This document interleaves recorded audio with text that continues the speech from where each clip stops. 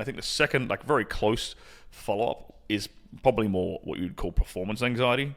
And it's specifically performance anxiety-induced erectile dysfunction. So basically a guy not being able to get it up around a certain girl. Okay. So basically creating that anxiety mentally that, I might not perform well. And then they get in their head and they get soft. And it's an never-ending loop. It's a self-fulfilling prophecy. Correct. Yeah. So, and guys, what happens in that situation is guys will be like, they'll reach for like a Viagra. Because guys are like, oh, my dick ain't working. Blue pill. Here's the problem. That's a Band-Aid for a start, and it's not the cause of your problem. Right. Your boner issues aren't caused by a lack of Viagra. Your boner issues are caused because you're in these anxious mental thought patterns, right? Because if the dude's getting like morning wood, or if he's not having this problem with other women, but this one particular girl, this one particular circumstance, he's struggling. That makes it even worse. It's even worse, right? And he comes to me, he's like, "What the hell, bro? I don't know what's going on." I'm like, "Bro, you got performance anxiety. It's simple. It's easy. The problem is that it's a bit harder to treat because it is a purely mental problem, right? So that, like, if it was just a physical thing, if it was just like, oh, your blood flow, your cardiovascular health sucks, that's easy. We can fix that in like a month or two. That's super easy. Eat better, do some sprints." Get the right nutrition in your body. Not only will you fix your boner problems, but you'll stop yourself from getting a heart attack in like 20 years, which is great. But with the performance anxiety stuff, we've got to like kind of break down like, okay, well, why are you getting anxiety? Like, let's start really simple. What's the trigger? Is it a situation? Is it a phrase? Is it a sex act? Is it a person? Like, what's triggering the heart rate to like start jumping up? Spike that cortisol. Yeah. And what's your brain to start going down those like negative thought patterns? So you got to identify that trigger first. Then we've got to find a way to like break the pattern. Then we've got to find a way to replace the pattern. There's a few steps involved in it. Interesting. I want to ask another question deeper about that, peeling that layer back. Excuse me. Do you think that most guys are having these mental problems because they're lacking high testosterone levels? That is a big contributing factor, and in fact, it's not specifically testosterone, it's DHT. Okay. So DHT, dihydroxytestosterone, is actually 10 times more androgenic than testosterone itself, and it is what actually causes men to have that kind of cool, calm confidence. Just that swagger. Yeah.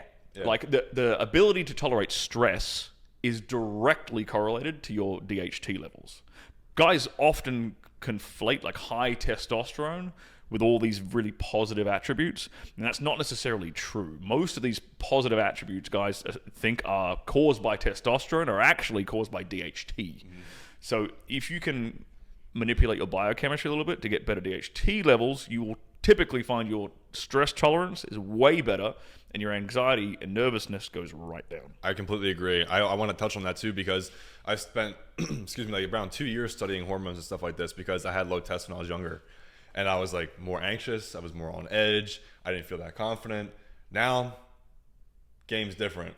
So I also want to add on to that point of saying DHT is a very important factor by saying, in my mind, I believe that higher test levels, that's an automatic downstreaming kind of term or downstreaming thing for DHT to be higher too. Yes. I think the main problem that guys are facing right now, besides low T and low DHT, is high estrogen levels. Yes. Because the more estrogen you have, the more emotional you are. And the more emotional you are, the more fucking sporadic you are. Completely. So would you, this is going to be controversial, would you kind of perhaps advise or suggest people to look into hormone replacement therapy or no? Well, okay, depends on what age you are. I think if you're a guy in like your 20s, you don't need to worry about that shit. I think once you're like 35 and up, if you are noticing a decline in your energy levels, your arousal, you're not getting morning wood anymore, things like this, I think, like 34, 35, 36-ish, that's the time to look into it. I wouldn't advise it if you plan on having kids, because it's going to fuck with your fertility. And on top of that, irrespective of what age you are, you definitely always get a blood test. Like you need to know, it's helpful to know what your levels are, all these things, so you can address it. Like, you might think it's a testosterone problem, it might be something else. You might have like mold toxicity or some shit.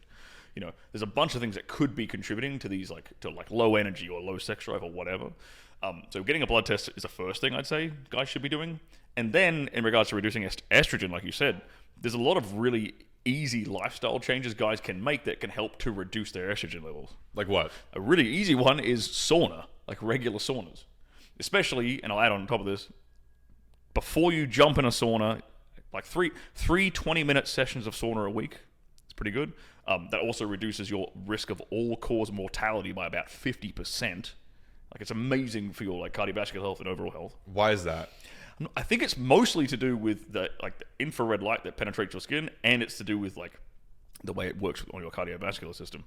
But the other thing it does, and this relates to the estrogen stuff we're talking about, is sauna is one of the few things that can allow your body to get rid of like estrogen mimicking compounds that are stored in your fat cells. So that your fat cells are where all these artificial estrogens will sit and hide, right? So things like phthalates from plastics, right? Also from the inside of tin cans as well, unfortunately. Estradiol from the birth control pill that makes its way into the water supply and in your shower heads. The skin is actually your biggest, it's an organ. Yeah, it absorbs shit. Correct, yeah. This is very doom and gloom talking about all this shit, but unfortunately it's true. And there's a million... You could spend all your life focusing on the minutiae of all this stuff and being a total hypochondriac. That's not my intent for people to go down that path.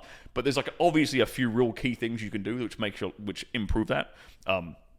With the water stuff, getting a Berkey filter, I like an activated charcoal filter. Great. Filters that stuff out of your drinking water, happy days. With the sauna stuff, getting in the sauna allows you to sweat all that stuff out. But more importantly, you should be taking, 20 minutes before you get in the sauna, you should be taking some activated charcoal, which allows, activated charcoal is basically the same thing that would be in a Berkey water filter. The charcoal there can bind to organic compounds. Estrogen mimicking compounds like estradiol, phthalates, these are organic compounds. I used to be a chemist, so this language is native to me. But when you take activated charcoal, you give your body something to bind to all these toxins you're trying to get rid of, so they don't get reabsorbed again when you try to get them out of your system in the first place. So activated charcoal and then a 20-minute sauna. Interesting. So the charcoal is kind of like a filter system to, you said, attach to these things and pull them out of you, I guess, by sweating and pissing? It's like an internal... Well, it's got to be inside of you. And as your body's in a sauna, you're going to sweat some stuff out, and other stuff's going to try and leak out into the internal systems you have. And the activated charcoal is going to be able to bind to those things, and you basically eventually excrete those out of your body.